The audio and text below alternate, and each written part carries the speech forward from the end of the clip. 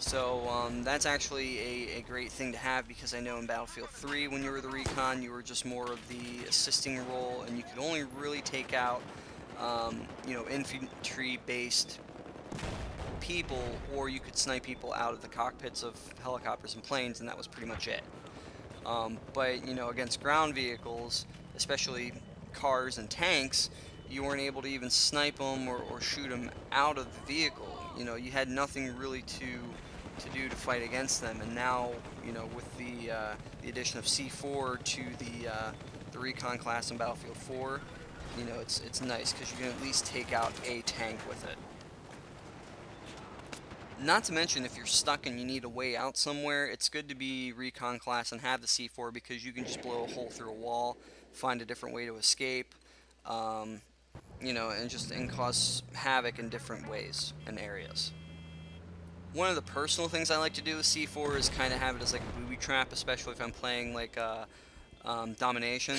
I'll have enemies that actually run after me, and if I take a corner sharply, what I'll do is I'll run around the corner, then throw a C4 pack down, and then as they come around the same corner I ran around from, I'll detonate that C4 pack and essentially get a C4 kill because someone fell into my trap. So that's just a little cool little tactic for you guys to know if you want to successfully use C4 and gain higher amount of kills with it. One really awesome thing about the water, from what I notice, is you actually get a feel of being in the water, unlike in Battlefield 3 where you're just kind of like, oh look, I'm treading in nice, beautiful, plain looking water. Well, in Battlefield 4 there's a little bit more depth than just being in the water. The cool thing is you're not completely helpless when they're in the water as well. You can actually shoot at enemies with your secondary pistol while you're swimming in the water, so you can have some pretty intense infantry-based water battles too. Especially if you get the chance to get really close to someone, you can knife them in the water. It's pretty cool. So you're not totally helpless when you're in the water. The other thing I've grown to appreciate about the water is that the level of depth that they put into the water, as far as it looking like water, not just at a distance but up close too. You actually have the waves, that makes it very hard for you to shoot at somebody from a distance, because you have waves blocking you and you're shooting through the waves and stuff like that. It's cool. I think they did an amazing job with that. The boats in Battlefield 4, whether you're playing Large Conquest or Obliteration, they do function, very similar to the right physics of boats running really fast in water, or just driving in water in general. And what I mean by that is, like, if you decide to cut right really hard in a boat while flying really fast, well, it does maintain that similar physics, like if you were really riding a boat, which is kind of cool. Like if you cut too hard, like you kind of just lose momentum and die down. And it's a little bit harder to drive boats, I would say, than it is to just ride around in like certain cars and vehicles. Um, Actually, I think it's a lot harder to try and drive a boat where you want it versus flying a helicopter. Just my overall impression about Battlefield 4, especially given the beta. I really do like the fact that the beta does seem to be more finely tuned than what the Battlefield 3 beta was when it was first out. I know in Battlefield 3, a lot of the people that were proning down sometimes would just go inside the ground and then all of a sudden pop back up, and by the time they pop back up, you were dead because you didn't know where that person was shooting at you from. The beta was real glitchy for Battlefield 3.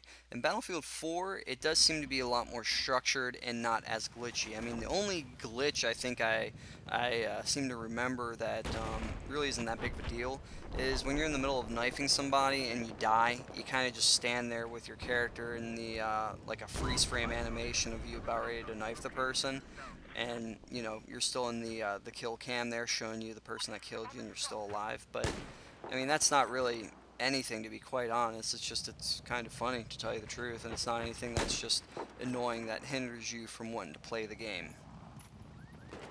The other thing I wanted to point out with Obliteration game mode, which is, like I said, the one I'm playing right now, is there is really no set time limit.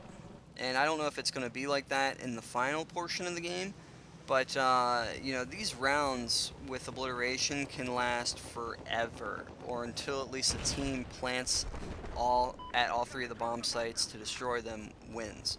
So right now you see in this game footage, like I said, it was a really long round, but that's because we were in deadlock towards the very end, and our team wasn't pulling it together.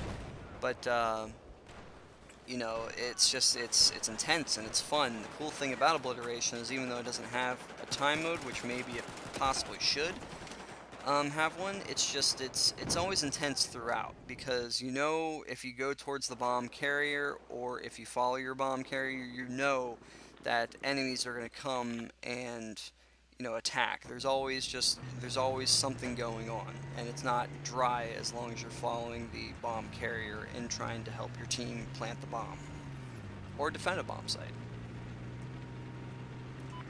Now, as far as what I'm doing in this game mode, you can tell I was really into it, and I wasn't really focused at all on my KD ratio. I was more focused on the fact of being able to help my team and win and get this bomb planted because, it was just, you get caught up into it, and it's really cool, especially for this new game mode that's essentially like a first for the Battlefield series in general. Obliteration, is the first announcement for Battlefield 4. It's a completely new game mode. Also, the cool thing about being the bomb carrier is, you know how sometimes like a game limits you in being able to do certain things when you're holding a bomb? Well, the cool thing about Battlefield 4 is you can pretty much come into your vehicle, be a passenger, do whatever you can to go and plant the bomb. You're not limited in that regard, so you can drive pretty much anything as a bomb carrier, at least in the open beta, which is good. Right now you'll see that we're pretty much in like a bit of a sticky situation because we're actually near our bomb point that we're supposed to be defending with the bomb. See, all they have to do is run back into that arcade strip there and plant it, and it was very, very, very, very, very close for them to do that, but fortunately we were able to make it out. As far as the graphics for Battlefield 4, you'll see that they're more finely tuned. Coming up, you'll actually see my teammate go through and pick up the bomb, and we'll run through this little shopping area, but you'll see the light just shine right through it, and it actually looks more, you know, realistic and more predominant. Like, it actually gives the feel of like, oh, this is outside. Versus Battlefield 3, it had it in certain areas, but it wasn't throughout in Battlefield 3. Battlefield 4 seems to be more finely tuned with that. Just as a little side note and kind of like a did you know, Siege of Shanghai is actually the first Battlefield 4 map to actually to utilize their so-called feature Levolution. So it's actually, what that means is it's the first map to actually have a very major area to be able to be completely destroyed to change the environment in your favor or against your favor. Even at 32 players, Battlefield 4 can seem like a very hectic game, and not in the negative sense. I mean, it's very good to have, that amount of people to be able to play and to maintain, warfare consistency in a video game. It makes it so much more fun. And especially at 64 players, it's even funner. So, it's very cool to be able to experience that on PC. Just because of the type of game it is, you really need, as many players as possible in order to get the full experience of Battlefield 4 and what it's all about and how to play it. And, there's nothing like it. It's pretty much uncanny.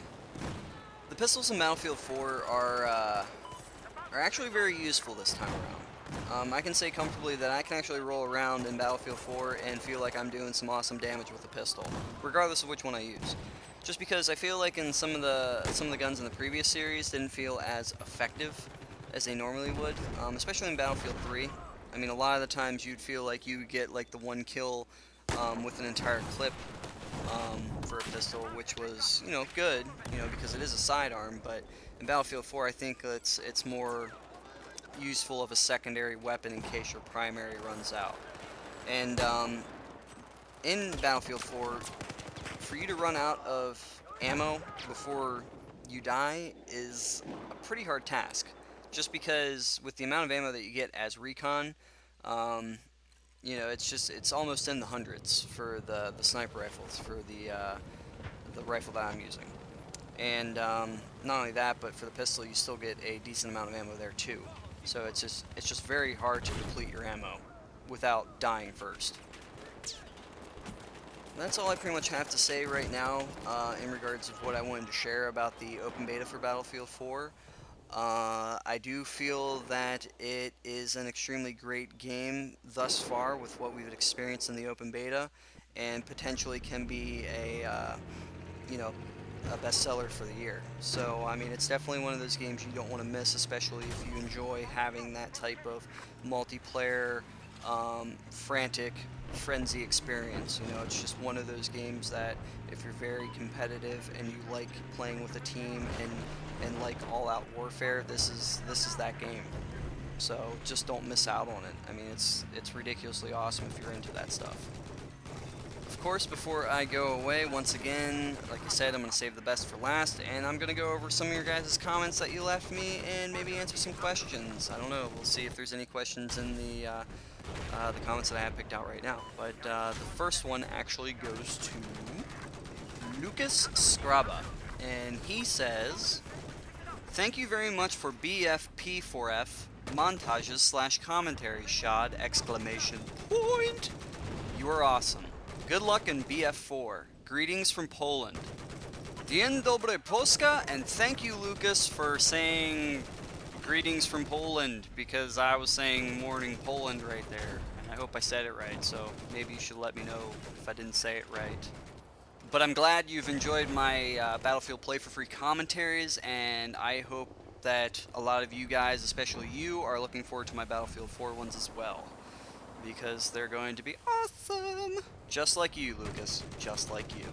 Next shout out actually comes from Joshua Raffanen. Man, I can't even say his name right. Joshua Raffanen from the YouTubes, and he says, "I like it when you do this face, ... So, you like my playful face, huh? Some people like to call that my face. Yeah, face. Face. Either way, I'm glad you like that face, Joshua, and thanks for being an awesome fan and messaging me. I appreciate it. Alright, I'm going to throw in one more here just because of the length of the video. I know it's terribly long, and I hope you guys enjoyed it, but one more shout out, and that goes to Earl Calmerin, and he says, "Good to see you back on Battlefield, Shod. Keep up the good work on Battlefield 4. Don't worry, Earl. I'll do you and many others proud in Battlefield 4. I promise you that." Alright guys, that's all I pretty much have to say about the Battlefield 4 open beta video as far as right now goes. I hope you enjoyed this round, even though it was exceptionally long. But I do think there is just a few more moments or minutes left of this video, so if you want to continue watching, you're more than welcome to. Unfortunately, it doesn't give the stats at the end as far as what the KD ratio was, but the last tab that I did said 47 and kills and 26 deaths, for those of you that are interested. But as far as the way the game goes, I hope you guys enjoy the rest of the video, and I will see you all next time. Enjoy the remainder of the video. I'll turn the sound up, and see ya!